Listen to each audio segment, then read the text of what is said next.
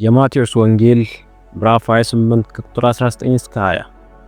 እንግዲህ ሂዱና አሕዛብን ሁሉ በአብ በወልድ በመንፈስ ቅዱስ ስም እያጠመቃችኋቸው ያዘዟችሁንም ሁሉ እንዲጠብቁ እያስተማራችኋቸው ደቀ መዛሙርት ያድርጓቸው።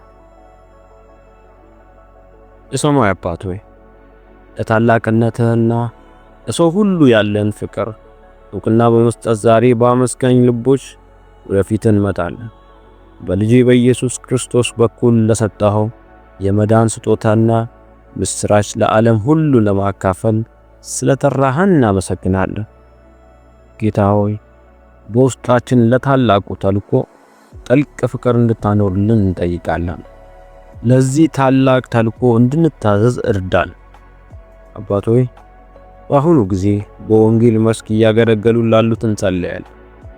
ፍቅርህን ለሌሎች ሲያካፍሉ ጠብቃቸው፣ በሚያስፈልጋቸው እርዳቸው፣ ጥንካሬና ድፍረትን ስጣቸው። ጌታ ሆይ ቃለ በሮሜ ምዕራፍ ከቁጥር 14 እስከ 15 ላይ እንዲህ ይላል፣ እንግዲህ ያላመኑበትን እንዴት አድርጎ ይጠሩታል? ባልሰሙትስ እንዴት ያምናሉ? ያለ ሰባኪ እንዴት ይሰማሉ? መልካሙን የምስራች የሚያወሩ እግሮቻቸው እንዴት ያማሩ ናቸው ተብሎ እንደተጻፈ ካልተላኩ እንዴት ይሰብካሉ? ለመላክና ለመታዘዝ የታዘዙትንም እግዚአብሔር ለመርዳት ልባችንና ሐሳባችንን አንተ እንድትከፍትልን እንጸልያለን። እግዚአብሔር ሆይ አንተ ልባችን ካልደገፍክ፣ አንተ ልባችን ካልከፈትክ፣ እግዚአብሔር አምላክ ሆይ ጌታ ኢየሱስ ክርስቶስ ሆይ አንተ በማቴዎስ ወንጌል ላይ እንደተናገርክ ሂዱ እንዳልክ እግዚአብሔር ሆይ ለመሄድና እግዚአብሔር ሆይ ለሄዱትን ለመደገፍ ልባችን እንድትከፍትልን እንለምናለን።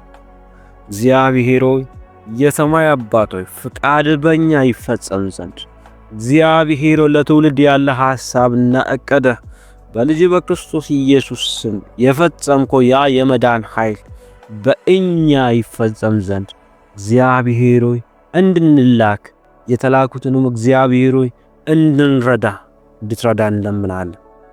እግዚአብሔር ሆይ ጸጋ ከትላንትና ይልቅ አሁንም ይደግፋል።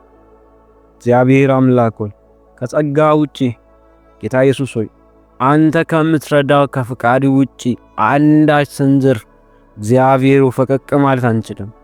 እግዚአብሔር በዓለም ዙሪያ ቃልህን ወንጌልን ላልሰሙት እግዚአብሔር ሁላችንም እንድንደርስ እግዚአብሔር አምላክ ሆይ ውስጣችን እግዚአብሔር ፍቃዳችንን እግዚአብሔር ጉልበታችንን እግዚአብሔር ገንዘባችንን ሁለንተናችንን ላንተ እንድንሰጥ እግዚአብሔር ሁለንተናችንን እንድታድስልን እንለምናለን።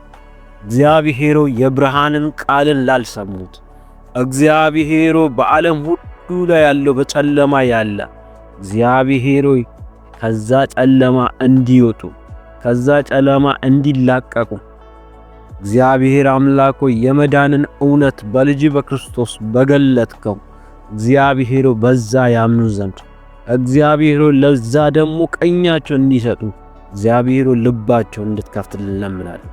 እግዚአብሔር የተላኩትን ደግሞ አንተ እንድትረዳልን እንለምናለን። እግዚአብሔር ቃል ይደግፋል፣ መንፈስ ያግዛል። እግዚአብሔር ከፊታችን ውጣ። እግዚአብሔር ብርሃን በእኛ ዘንድ ይብራ። ያ ብርሃን ለዓለም እንዲበራ እግዚአብሔር አምላክ በልጅ በክርስቶስ ኢየሱስ እንድትረዳን እንለምናለን። በኢየሱስ ክርስቶስ ስም አሜን።